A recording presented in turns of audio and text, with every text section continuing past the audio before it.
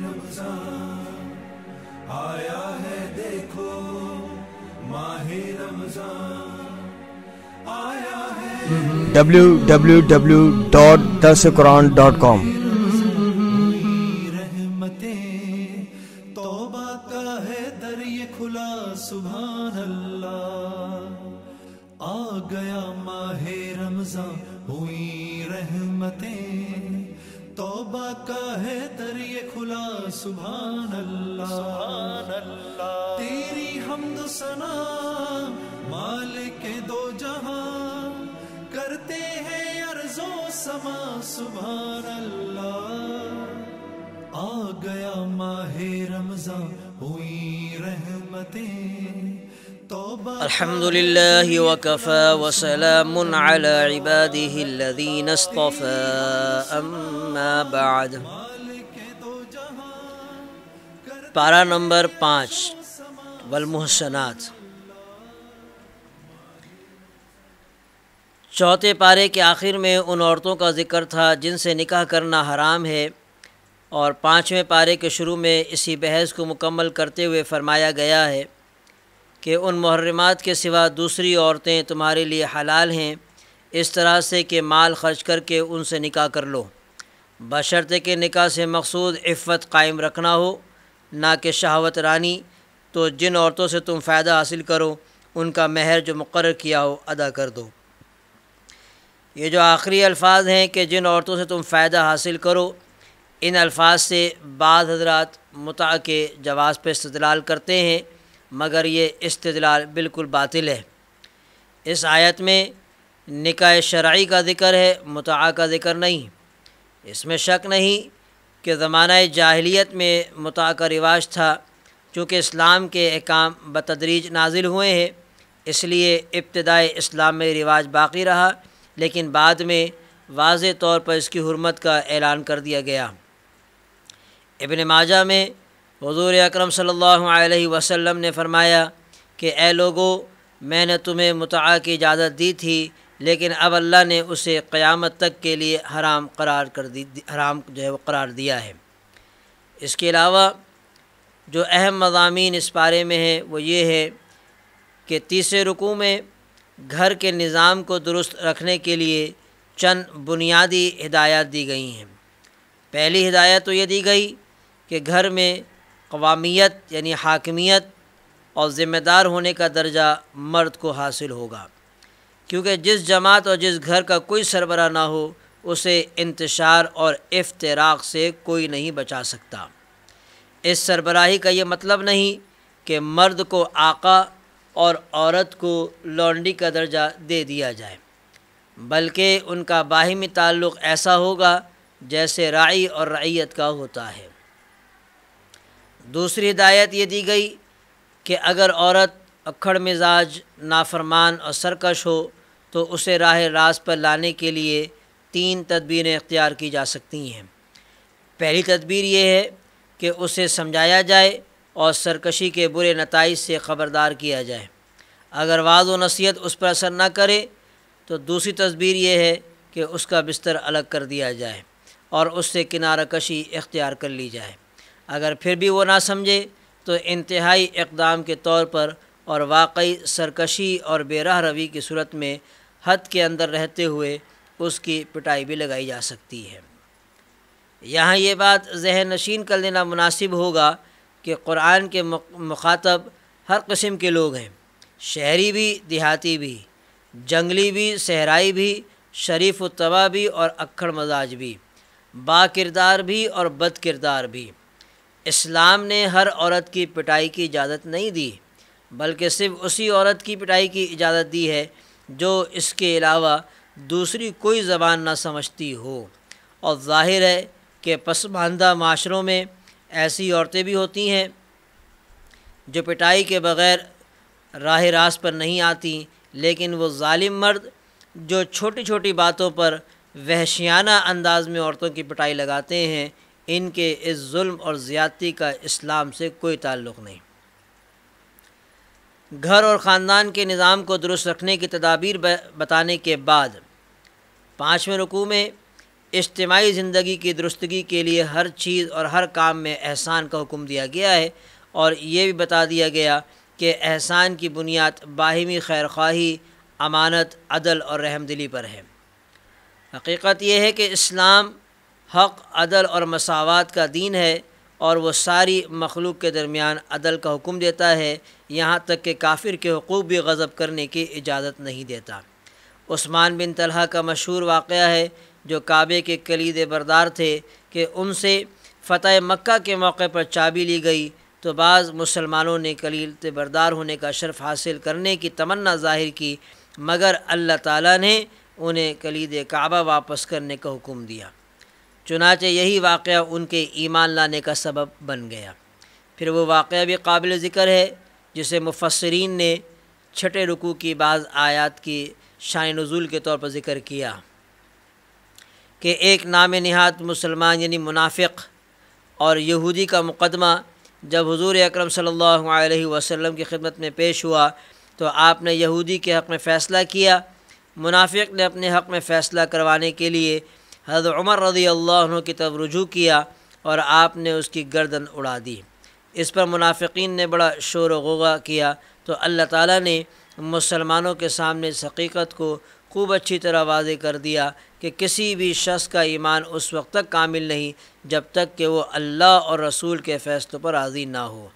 اور یہ بھی بتا دیا گیا کہ رسول کی بعثت کا اصل مقصد ہی یہ ہے کہ اس کی اطاعت کی جائے۔ رسول کی اطاعت حقیقت میں اللہ کی اطاعت ہے، لیکن ظاہر ہے کہ منافقوں کو رسول کی اطاعت بڑی گراں محسوس ہوتی ہے۔ اس کے بعد 7ویں رکوع میں پہلے تو مسلمانوں کو جہاد اور قتال کی تیاری کا حکم دیا گیا، اور یہ کہ اپنی نیت خالص رکھیں اور صرف اللہ کی رضا اور دین کے سربلندی کے لیے جنگ کریں۔ پھر بڑے جذباتی انداز میں انہیں جہاد کی ترغیب دی گئی ہے کہ آخر تم جہاد کیوں نہیں کرتے، جبکہ صورت یہ ہے کہ ظلم و ستم کی چکی میں پسنے والے کمزور مرد، خواتین اور بچے اللہ کے سامنے ہاتھ پھیلا پھیلا کر دعائیں کرتے ہیں کہ اے ہمارے رب، تو ہمیں اس بستی سے نکال دے جہاں کے لوگ بڑے ظالم ہیں، اور اے اللہ تو کسی کو ہمارا مددگار بنا کر بھیج۔ چونکہ عام طور پر موت کا خوف جہاد کے میدان میں نکلنے سے ایک بڑی رکاوٹ بنتا ہے، اس لیے فرمایا گیا ہے کہ موت تو کہیں بھی آ سکتی ہے، گھر میں بھی اور مضبوط قلعوں میں بھی۔ نہ جہاد میں نکلنا موت کو یقینی بناتا ہے اور نہ ہی گھر میں رہنا زندگی کے تحفظ کی ضمانت ہے۔ جہاد و قتال کی ترغیب کے بعد مسلمانوں کو منافقین کی تدبیروں اور سازشوں سے چوکنا رہنے کا حکم دیا گیا ہے۔ یہ وہ سنگ دل گروہ ہے جس نے اسلام کا جامہ زیب تن کر کے ہمیشہ اسلام اور مسلمانوں کو نقصان پہنچایا ہے۔ مدینہ منورہ میں جو پہلی اسلامی ریاست قائم ہوئی، اس کے خلاف سازشوں کا تانا بانا بننے میں بھی یہی گروہ پیش تھا۔ مسلمان ان حرمان نصیبوں کے بارے میں فیصلہ کرنے میں متردد تھے کہ سورہ نساء کا وہ حصہ نازل ہو گیا جس میں ان کی ذلت آمیز حرکتوں، خفیہ منصوبہ بندیوں اور بغض و حسد پر مبنی کارروائیوں کا پول کھول دیا گیا، اور ان کے بارے میں واضح فیصلہ سنا دیا گیا کہ ان کا اسلام اور مسلمانوں سے کوئی تعلق نہیں، تاکہ اہل ایمان اور اہل نفاق کے درمیان حد فاصل قائم ہو جائے اور مسلمان منافقوں کے بارے میں یک آواز ہو جائیں اور ان کے درمیان کوئی اختلاف باقی نہ رہے۔ باری تعالیٰ کے حاکمانہ بیان کا انداز ملاحظہ فرمائے کہ ارشاد ہوتا ہے، تمہیں کیا ہو گیا کہ تم منافقوں کے بارے میں دو گروہ ہو رہے ہو، اور اللہ نے ان کو ان کی حرکتوں کی وجہ سے الٹ دیا ہے۔ یعنی اے مسلمانوں، تم منافقوں کے بارے میں دو گروہوں میں کیوں تقسیم ہو گئے ہو؟ ایک گروہ کہتا ہے کہ انہیں قتل کرنا چاہیے کیونکہ وہ ہمارے دشمن ہیں، دوسرا گروہ کہتا ہے کہ ان کے بارے میں نرم پہلو اختیار کرنا چاہیے کیونکہ وہ ہمارے دینی بھائی ہیں، جبکہ اللہ تعالیٰ نے انہیں ان کے نفاق اور معصیت کی وجہ سے کفر کی طرف واپس لوٹا دیا ہے۔ اس کے بعد ان کی حقیقت سے پردہ چاک کرتے ہوئے فرمایا گیا کہ وہ منافق یہ چاہتے ہیں کہ جیسے وہ خود کافر ہیں تم بھی کافر بن جاؤ، پھر تم دونوں برابر ہو جاؤ، پس ان میں سے کسی کو دوست نہ بناؤ جب تک کہ وہ اللہ کی راہ میں ہجرت نہ کریں، پس اگر وہ اعراض کریں تو انہیں پکڑو اور جہاں بھی پاؤ انہیں قتل کرو اور کسی کو رفیق اور مددگار نہ ٹھہراؤ۔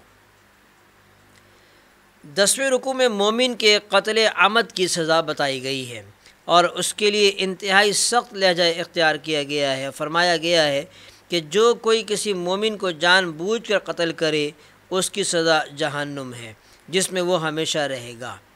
اس پر اللہ کا غضب ہوا اور اس پر لعنت کی اور اس کے لیے اللہ نے بڑا عذاب تیار کر رکھا ہے۔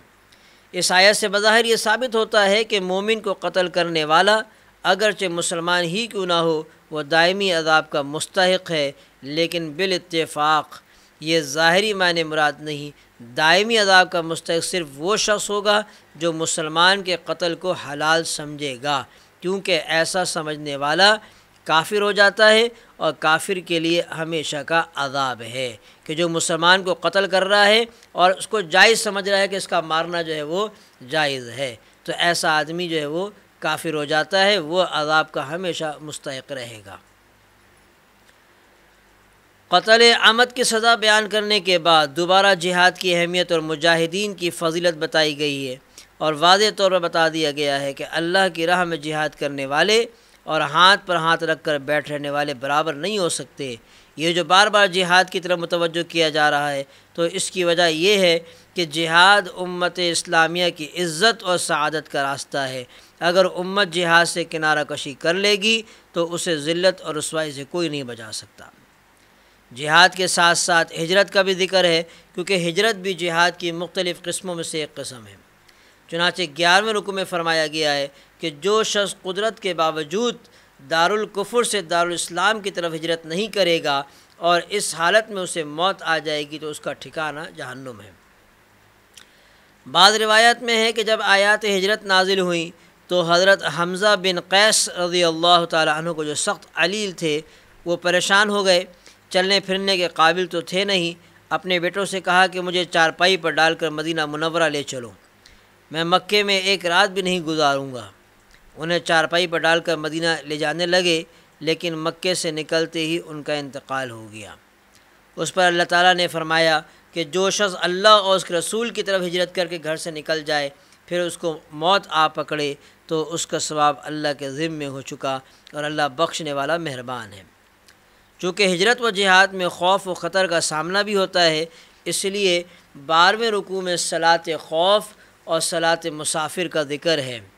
اور 13ویں رکوع میں اس مشہور واقعے کی طرف اشارہ ہے جس کے مطابق ایک شخص نے چوری کرنے کے بعد ایک یہودی پر بہتان لگا دیا۔ اس نے اس کے اقربا نے اپنی چکنی چپڑی باتوں سے حضور اکرم صلی اللہ علیہ وسلم کو متاثر کر لیا اور قریب تھا کہ حضور اس یہودی کے خلاف فیصلہ فرما دیتے کہ اللہ پاک نے یہ آیات نازل فرمائی اور آپ کو ایسے لوگوں کا ساتھ دینے اور ان کی وکالت کرنے سے منع فرمایا، اور ارشاد باری ہوا کہ آپ دغا بازوں کی طرف سے جھگڑا کرنے والے نہ بنیں اور اللہ تعالیٰ سے معافی مانگیں، بے شک اللہ تعالیٰ بخشنے والا بڑا مہربان ہے۔